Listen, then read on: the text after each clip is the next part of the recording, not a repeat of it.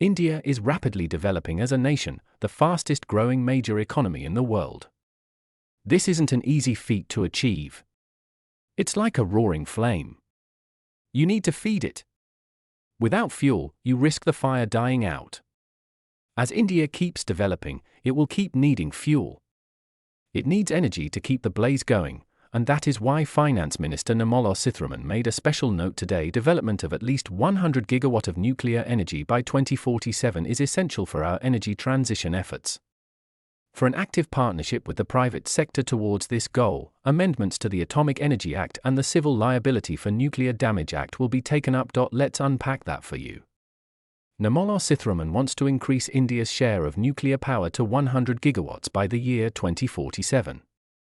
She mentioned energy transition efforts. That means moving away from fossil fuels and towards cleaner energy. Now nuclear energy is part of that mix. 100 gigawatts is an ambitious plan. Currently it's at about 8.2 gigawatts.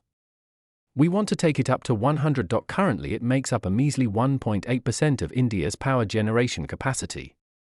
If India really wants to pivot to nuclear energy, a lot of work needs to be done.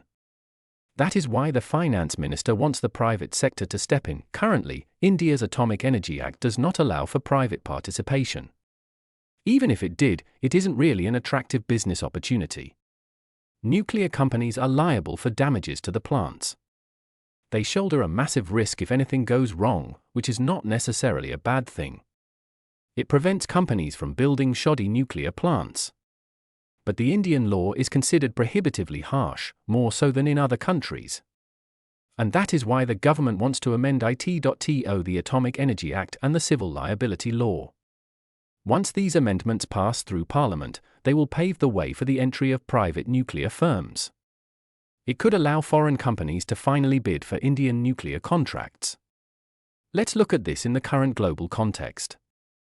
There's a nuclear scramble underway, especially in Africa. The US, Russia, France, China and South Korea are all bidding for contracts. Russia has a clear edge in Africa. But the other nations are keen to compete. Imagine if this bidding war comes to India. It could ensure that we get modern nuclear technology, that too at competitive prices. So the Indian government's move seems timely, to say the least. But it's not just about attracting foreign companies. A nuclear energy mission for research and development of small modular reactors with an outlay of 20,000 crore will be set up. At least 5 indigenously developed small modular reactors will be operationalized by 2033. India wants small modular reactors or SMRs. The name is self-explanatory. These are smaller nuclear reactors.